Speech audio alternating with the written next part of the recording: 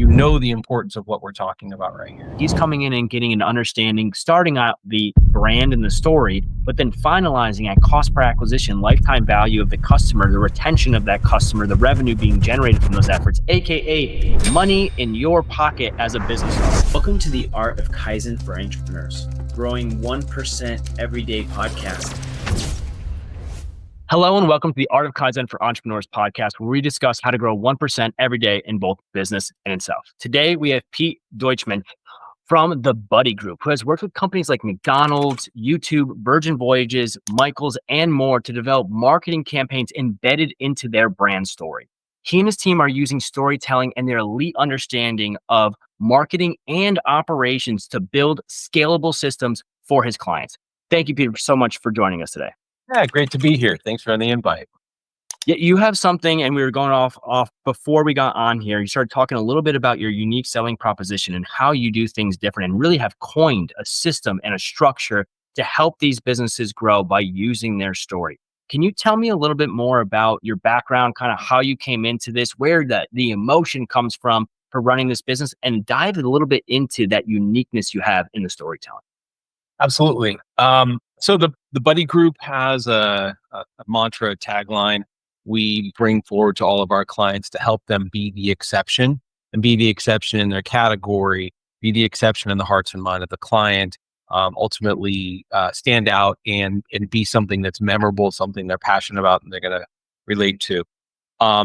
We've developed through that process and understanding, and this speaks to a little bit of my personal background, of a process we call the story-driven way. The story-driven way is a methodology that we built out that ultimately turns businesses into story-driven businesses. Where that came from was a bit of my history and background. Went on and studied early and undergraduate degrees, all aspects of production in theater, radio, television, and film. Went on to graduate school to think I was going to be a producer and work in the entertainment industry. And I was really drawn to this idea of collaboration and technology and marketing. It brought me closer into businesses where I started to find that in a lot of similarities to how, say, theater or television operated, where you bring the best parties together to help shape the narrative, to understand your audience, and then be able to distribute that.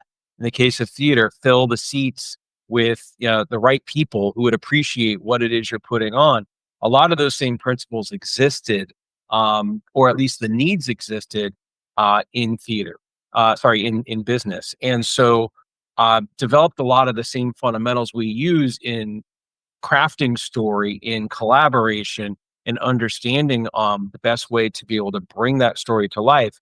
What we ended up doing was we built a whole system out for working with businesses in that same idea of empathy and understanding of our authentic past as a business and a brand, and then how to relate to them in the future, relate to your audiences, but also identify where the market is going and shifting and how we as an organization can stand out.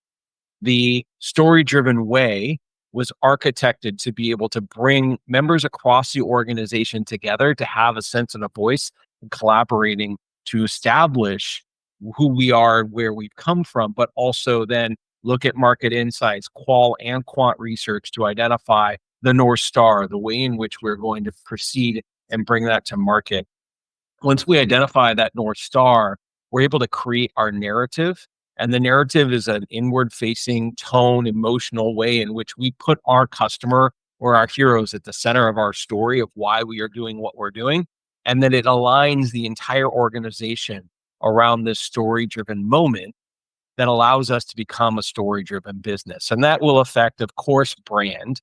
It will, of course, affect our marketing strategies, right? Everything from what digital and or traditional ways in which we're bringing that message to market, how we're engaging them, how we're going to shorten the sales cycle. But it also involves and it influences channels, including but not limited to strategic partners in the case of B2B, how we're working with those key partners who are potentially reselling or being advocates on our behalf. It talks about customer lifetime value and the stories we want to be told or want to be creating as a result of that. And then the big unlock for us was also recognizing that investor relations was a big part of a story-driven business that was often underutilized. And what I mean by that is that we identified through many iterations and work and collaboration that the investor relations group was often this function that existed off to the side, but wasn't necessarily integrated into the corporate strategy, the message, the brand, and the tone. And how it manifested itself is really, maybe uh, very focused and targeted in earnings calls. But when it came time for investor relations as it relates to an investor day, so an annual sort of event, it seemed as though they were starting from scratch instead of starting with a foundation of a story-driven business and being able to build from that. And so, by nature of becoming a story-driven business, it impacts your marketing, it impacts how you connect with your consumers, your channels, and also the investors, all of the audiences that matter for your business to thrive. And that brings us back to my roots of theater, television, and film. Pete, so much to unpack there. If you're an entrepreneur or business owner listening to this, the granularity that he's diving into is what I believe every business owner in 2025 is going to need, which is the empathetic connection to why you do what you do and how it helps the world. And what Pete's diving into is his team has gotten the two things that I really heard that are outstanding factors that you don't hear from many other agencies is one, starting with the story, starting with the empathetic tieback, starting with the why, as Simon Sinek would say, and bringing that into the overall conversation of everything they do from platforms to messaging to creative. That is so valuable. It's so important because instead of starting off with a sales pitch, which usually crumbles and fails because we're always focusing on pitching the offer, they start off with the empathetic connection, which leads to long-term success in the business. Super, super powerful. And the second one, which if you're an entrepreneur or business owner listening to this might be a surprise to you, but a lot of times when you work with major agencies, every person in the company is siloed. The person that's doing the Google ads compared to the creative, compared to the copywriting, compared to the meta ads, they're all separated. What Pete's doing here at the Buddy Group is bringing that conglomeration together underneath a core mission and value that drives everything forward. So you have synergy. You have that. You can't develop brand without true synergy. And what he's saying here is he's developing brand by ensuring that the team that you're working with at the Buddy Group is synergized around your message, around your story, around your vision, and everything flows off of that. Super powerful, Pete. I mean, that's something that absolutely incredible because the position that you put yourself in is that you're developing long-term success instead of just the quick win, right? And it really puts you in a position to develop something that is everlasting for your client. So let me ask you this, when you look at the industry, you look at your competitors that are also offering maybe creative development, paid media, promotional aspects, is the biggest problem that your company is really looking to solve is diving into the story? Is it the integration of the efforts? Where do you see the biggest issue that most other agencies are not serving or helping that you guys are every single day? Well, you kind of touched on it there. I think when we're brought to the table, usually it's brought to the table because the board has identified that there's a major gap between the way we've done it and the way in which we should be doing something to be adding shareholder value, and or it's a new organization or a new organism that needs some proper foundation to ensure that we have the air cover to go do the things that allow us to build a business of value. What's interesting is you commented on kind of this idea of businesses of the future and kind of what they're focusing on. And I got to tell you, we're thriving right now as an organization because what I've seen this year is that a lot of CFOs, board members, and then going into, even in some of the marketing orgs, they've recognized that, AI is going to have this tremendous impact on organizations, and everyone's looking at the way in which we embrace AI as a means of being more efficient and as a means of trying to be better at what we are doing and harness the data. And it's wonderful and it's great. And we should continue to invest in that. But what they're realizing is that AI will never be able to have the heart and soul of your business. It will only be able to allow you to be more efficient, and we'll have a really hard time doing those things that allow you to connect with an empathetic way around your business. And that is the stuff that drives customer loyalty. AI can help you drive transactions 100%, the same way programmatic did 5 to 10 years ago. It allowed us to be more efficient. And we can keep going back through all the various different ways in which ad tech has evolved over the years to allow us to drive more clicks, more transactions, more views, et cetera, whatever your KPI is. All of that hinges upon understanding what right is for your business. And you have to be able to input and understand and put a lens against what's coming back to say, is that right or wrong? Because if you don't have that ability to do that, you will look like the person 2 doors down who is putting the same prompts into your AI solution and getting the same information back. And so that's the heart and soul that we talk about here on a lot. But what it does is it influences, I mentioned brand, it influences product and customer experience. And the experience is human, right? Human experience is the future of marketing. And I truly believe that it's the thing that people are under investing in right now. You look at retail, what's working in retail? Well, everyone's thinking about, I need to be online, I need to be in these marketplaces, et cetera. What's really hurting?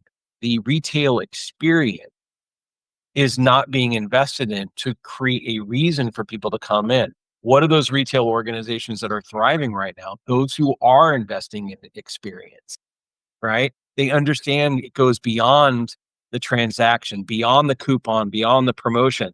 That same thing applies to every aspect of B2B or direct to consumer. We have to have a better story-driven experience to allow for next generation consumers to have a sense of loyalty and connection to us. Otherwise, we're just a click away from somebody else who has the same product imagery or the same product description on their landing page.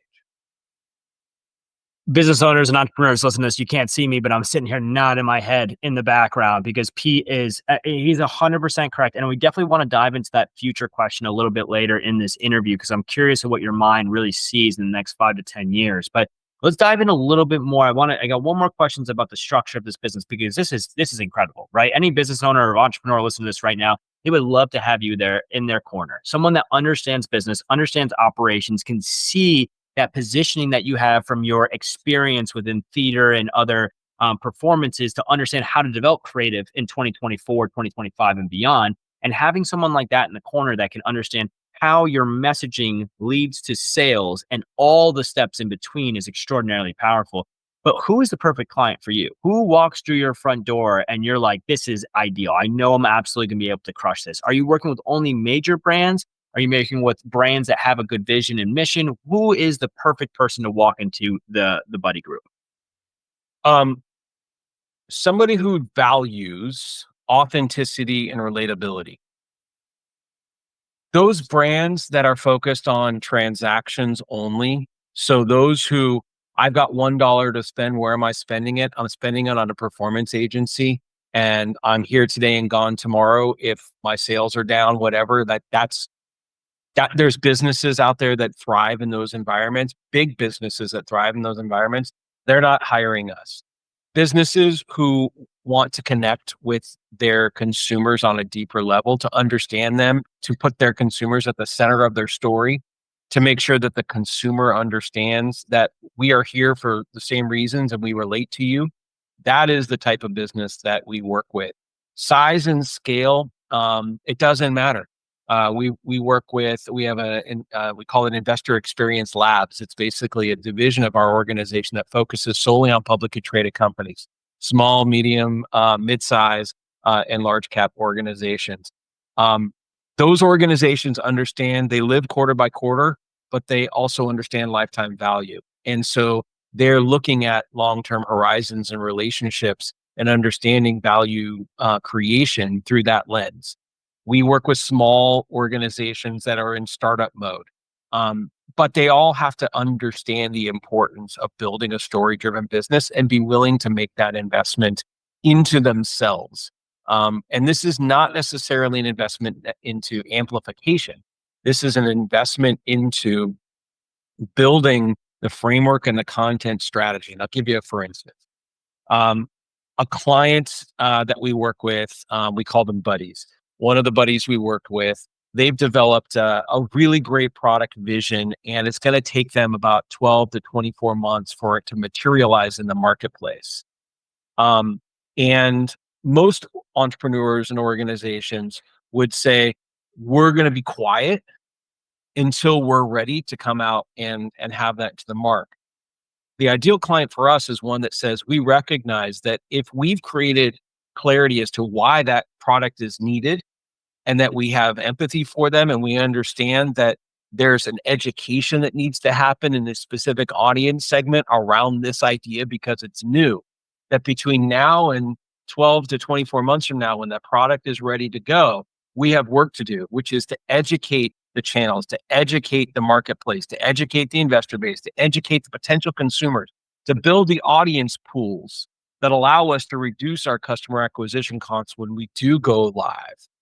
That's the ideal client for us, and as it relates to the product and or direct to consumer marketing.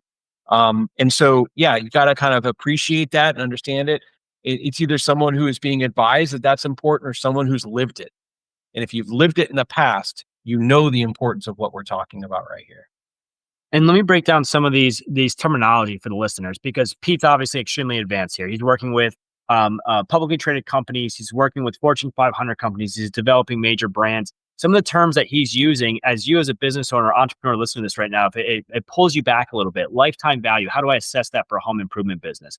It's one of the core values of your entire business. Every restaurant owner I've talked to that doesn't understand lifetime value doesn't last over 5 years. It really needs to break down the ideology of what a customer will bring you in revenue over the entire period and life cycle of your company, right? That's lifetime value. Breaking down some of the other factors that Pete's diving into really means that he's getting granular with the understanding of the clients he's working with. His buddies, as he says it, is not just coming in and offering a service like most agencies do. He's coming in and getting an understanding, starting out the brand and the story, but then finalizing at cost per acquisition, lifetime value of the customer, the retention of that customer, the revenue being generated from those efforts, AKA money in your pocket as a business owner, what it really means to drive profit, not just revenue. So this is a huge deal. And Pete, you've developed something incredible here at the Buddy Group. Just from talking to you in this small conversation we've had so far, you can tell the empathy that you have for your clients, the emotional tiebacks that you're putting into each client, each buddy that you have in your system. And it really makes it, for somebody like myself as another agency owner, feel amazing to talk to you. There's a lot of businesses out there that do not hold that close to the chest, and your transparency, your efficacy, and your emotional tieback to your clients is super, super powerful. And I believe it makes you very unique. You've gone over some topics here that I think you can't find in many other conglomerations, right? The fact that you guys work together as a single unit, you start off with the why, you start off with the story. But there's some other things that I saw on your website that I think that you haven't alluded to yet that I'd love for you to highlight. And that's the COO position that you support with, the operations position. And I think it's something that most business owners, if you're a business owner, you've started off, you're usually really good at X, Y, and Z. You're really good at either building an operation structure of the business, which is a very small few of us, or it's the other side of, you're very good at the service that you're offering to help businesses, and you're missing the operations. Can you dive into a little bit how the Buddy Group is unique in helping not just telling the story, but also the internal operations of the client?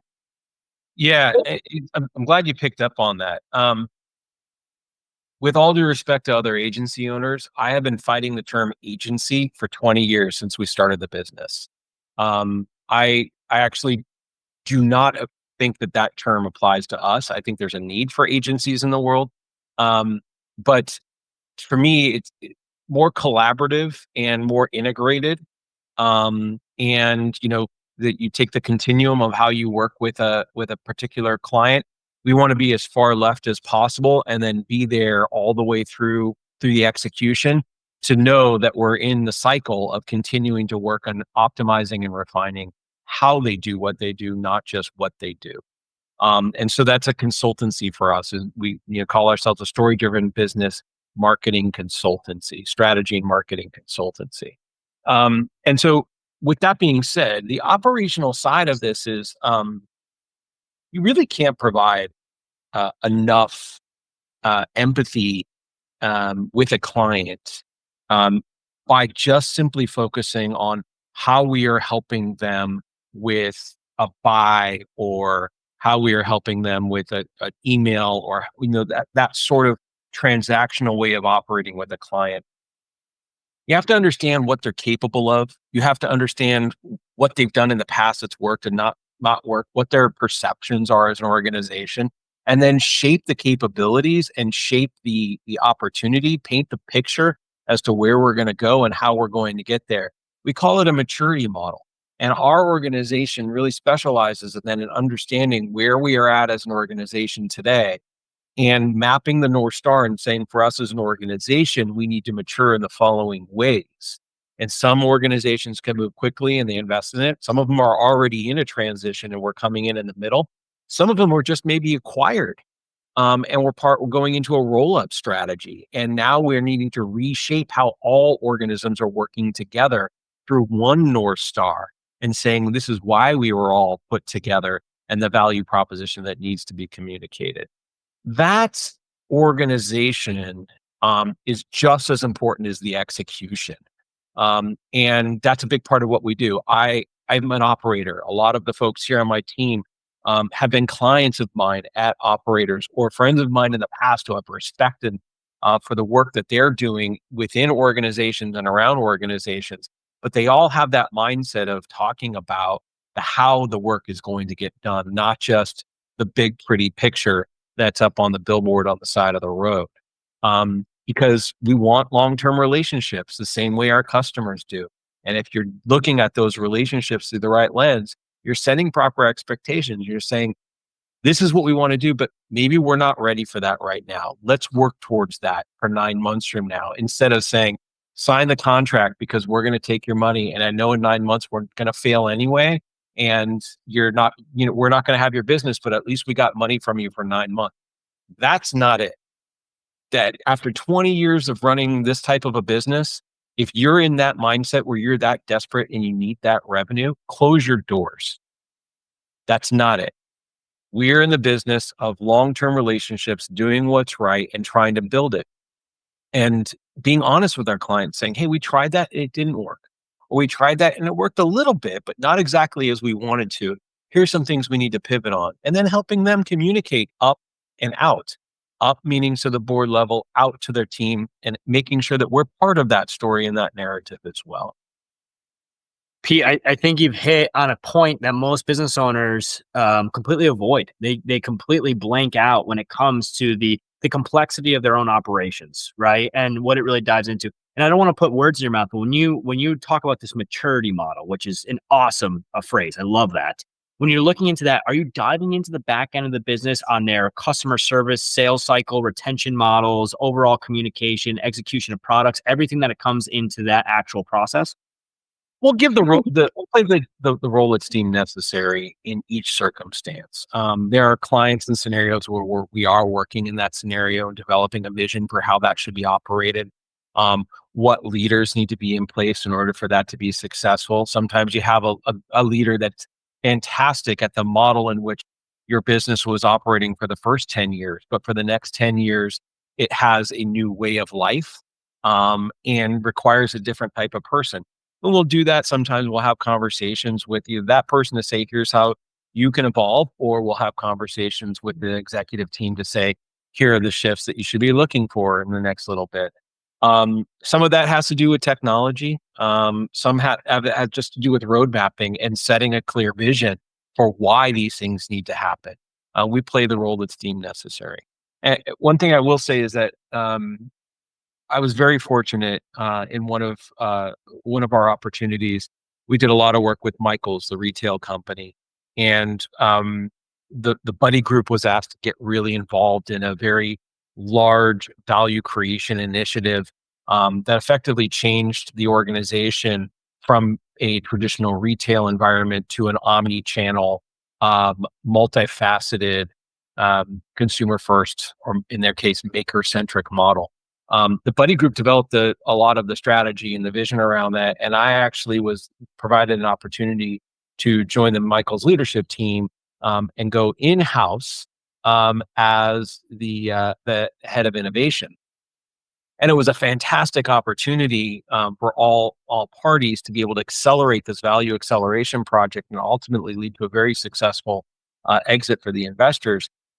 But by doing that, I was able to continue to reinforce the importance of the operational side, the investment side, aligning all parties and see what it's like to work within an organization and get all parties aligned, not as an agency, but as an individual, as an actual extension of the team, to be able to understand those barriers and how hard that really is.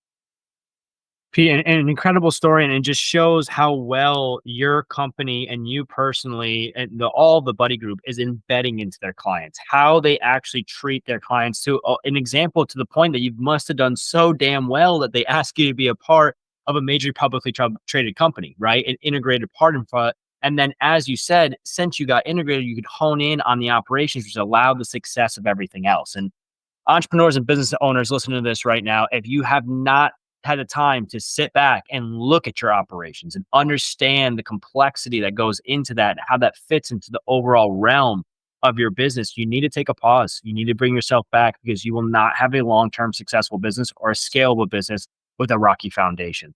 Pete, you at the Buddy Group, you've obviously done some incredible work with some amazing businesses, incredible results, and done some things that most agencies would love to have a grab at. But to get that type of success, you have to go through some trials and tribulations to really formulate the confidence that you have, the direction and the prudence that you excel in and that you show in this call. So is there any specific challenge or difficulty that you can remember that you've gone through in the history of your agency that kind of either changed you, paved the way of what you do things today, or could resonate with some of the listeners here?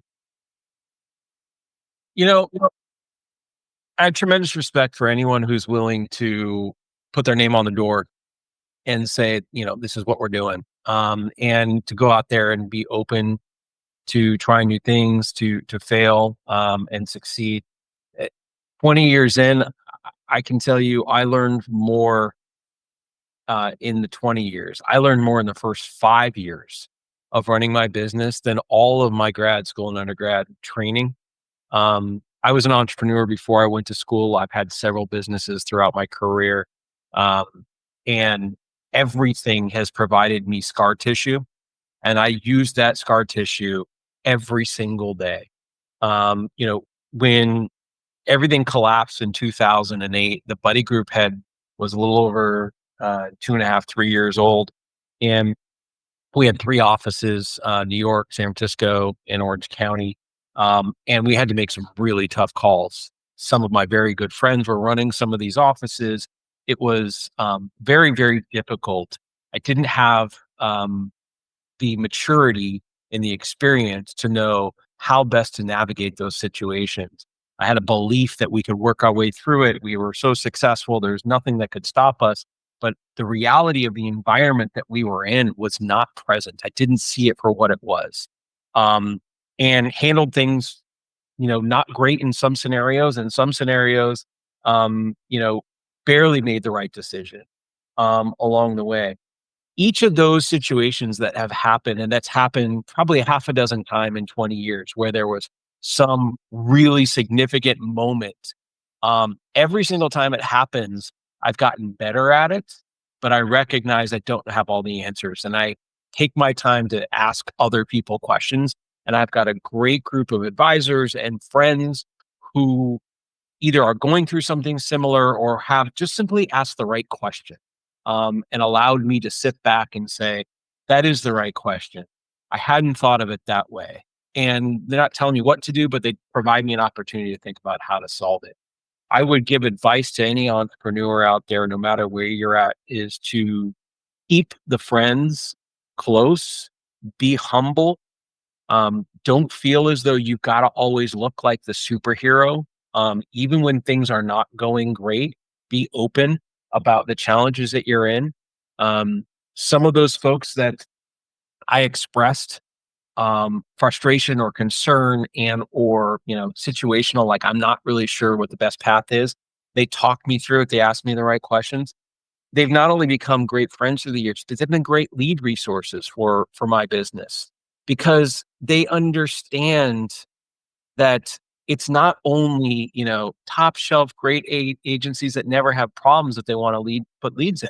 They want to know that you can trust these people because I've seen him work through, or I've seen them work through really difficult situations. And I know that they'll be there for you when you have them. And so just be open and honest about it. That's something that I think as a leader, I didn't understand just how important hard times were going to be to my success.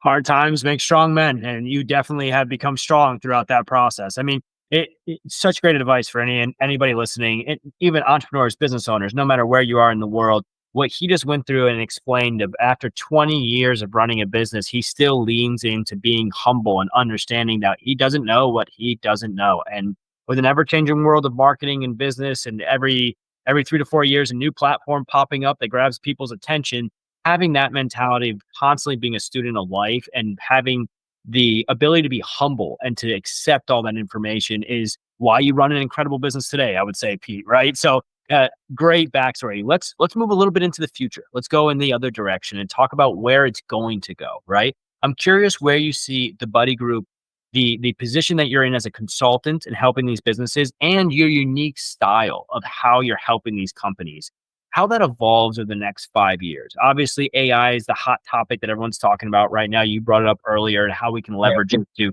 increase speed, increase efficiency. But do you find that as a consultant, right, and as a person that's sitting there helping business owners, that you're going to see a monumental shift here in the next 5 to 10 years?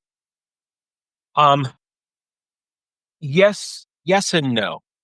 Yes, in the sense that those things that as a consultancy were valued on an hourly basis, and you maybe made margin on the hours to do certain things, certain of those hours will become things that are more automated in nature. But guess what? That's not new. 20 years that's been happening, right? So the team will continue to adapt to being experts at that level of automation or workflow management. The team will become innovators in that way. All of that hinges on your ability to be creative and understand how to create connection. I'm not interested in a world, nor do I think most people are, where I'm just simply allowing computers to do all the work for me to connect to other computers. No, I'm interested in getting computers to work for me to be efficient and really allow me to enable businesses to create human connection. And so our next 5 to 10 years will be more people will be more valued when you are creative and you understand how to create great experiences. That's the value. The value is not in your ability to know how to write the right prompts. So, my daughter is an example who is going off to school right now and studying theater, live entertainment, producing, stage management. I applaud her. I couldn't be more excited for her future. Why? Not so much because I only believe like theater is where it's at. Theater is fantastic. It creates a community.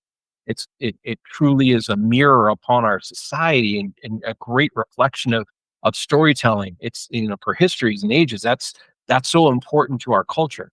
But that's not why I'm excited for her. I'm excited for her because she's learning collaboration. She's learning creative thinking and how to critique and how to engage with others. I'm excited for her because she understands the sociological importance of human connection.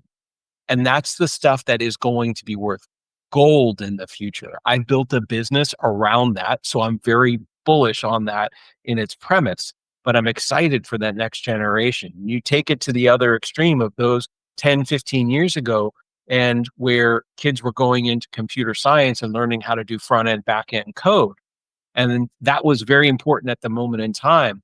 You need to understand that and how that works in order to be great at it. But you don't need to necessarily be an expert at developing the code the way we once were. And the analogy I've given recently is that when I was in undergrad and grad school, and we were learning about film, we literally had a class where we were, software was a thing, but they brought us back to the foundations of taking film, learning how to splice, how to bring things together, right?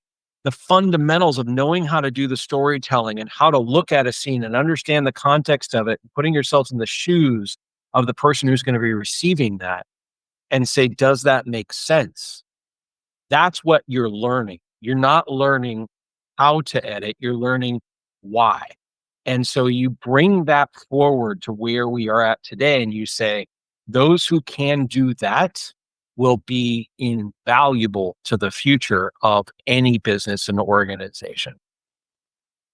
I couldn't agree with you more. I've asked this question for multiple different podcasts, and one of the main things that resonated with me is privacy and the interconnection of human beings. And all the top level agency owners like yourself that I sit down and I talk to represent the same ideology of there is going to be more connection to people, more privacy for the customer, and there has to be representation of empathy. Without empathy, there will be nothing that combines a community that puts it together. So Pete, I think you're on an incredible path. I think that you're probably 10 steps ahead of most of us. And I'm curious how you got there. So this is my favorite question of the interview, but what is your Kaizen? So for the listeners out there, Kaizen is a Japanese business term that means 1% progression every single day in both business and in self.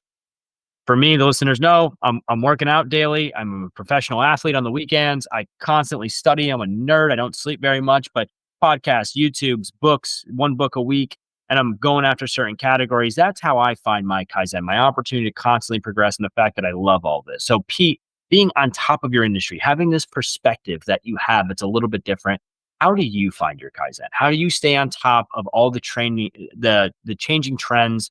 How do you stay on top of the new technology? How do you ensure that you're always getting better? You said the word before a little bit of superpower. There's this thing that is innately in my DNA of being able to see around corners. I can see around a corner, and I can see where things are headed. I'm able to see patterns of data and trends and information and understand what people are reacting to and why. And that's just something that it's built into my DNA. I don't have to do anything to fuel it because I'm constantly taking in the data source. When I watch movies, I'm the worst person to watch a movie with because I'm typically not the person who is so ingrained in the movie and the story and the characters. I couldn't tell you the name of the characters. I'm looking at their behaviors and I'm mapping these models of saying, like, I understand that type of persona. I understand these situations. I understand what they're trying to create here. And that's how my brain works. So I don't have to do anything to make that happen. But I do find myself in a situation where I'm constantly asking myself whether or not I've invested enough to be prepared for the moment that's coming at me. I have to do the homework to reverse engineer what's around that corner and make sure everyone in the room is on the same page. So my 1% is constantly investing in steps, communication, and process, overly investing, overly communicating because it is my blind side. It is my weakness. It's my challenge. I have a harder time doing those things, but it's the stuff that really makes things happen. And so that's a little bit. It's interesting you mentioned the sports thing too. Is that I'm a huge golf nut, and I love golf. My son plays golf. He aspires to be a professional golfer. I love golf. I had nowhere near being a professional golfer. But what I love about golf is that it requires the player. If you are somebody who plays on a regular basis, maybe once a month or more, you know the importance of improving. You're never going to go 20% improvement. It's all about 1% incremental improvement. And that idea of just continuing to do better is so important. And it's the connection to all other golfers. When you see another golfer, you recognize that person is, even if you're a hack or you're really good, you all understand the importance of just incremental improvement so that you're ready for the next time you go play. You're still going to be frustrated. You're still going to drop F-bombs, but the idea is that you're going out there and you've done a little bit of the work to improve a little bit better every single time. Pete, I think you showed your humbleness there. The man obviously lives in his business. He's like, I absorb data every single day, but I'm not really doing anything. What he's doing is he's living it every single day in his business with his clients and absorbing that content, of being able to understand that where he sits today is not where he wants to be in the future. And to get better, he wants to absorb and absorb and absorb, being a student of life. Pete, I love that. That was an awesome response. And the golf thing, I wasn't aware that everyone kind of understood the Kaizen ideology out in the golf course. I might have to play a little bit more golf. I'm too busy on the weekends running around shooting people with paintball guns. But bonus question, okay? This is one of my favorite questions because I get a different answer in every single person. So this is my bonus question for you, Pete. Have you ever heard of the book Atlas Shrugs? Sure. So for the listeners out there, the concept of the book is a Atlas is us as business owners. It's Pete here. It's me. It's the entrepreneurs listening to this right now. We put the world on our shoulders by creating companies, and we move the world forward every single day by the development of these companies and the growth of our companies and actually serving the world with services. So my question to you, Pete, is that what happens if today Atlas Shrugs, you, me, all the business owners out there, we just say we're done. We walk away from our companies and the infrastructure is still there. The restaurants are out there. The home improvement supplies are still out there, whatever it might be, but there's no more business infrastructure anymore. What would be the first business that you would start tomorrow? Boy. I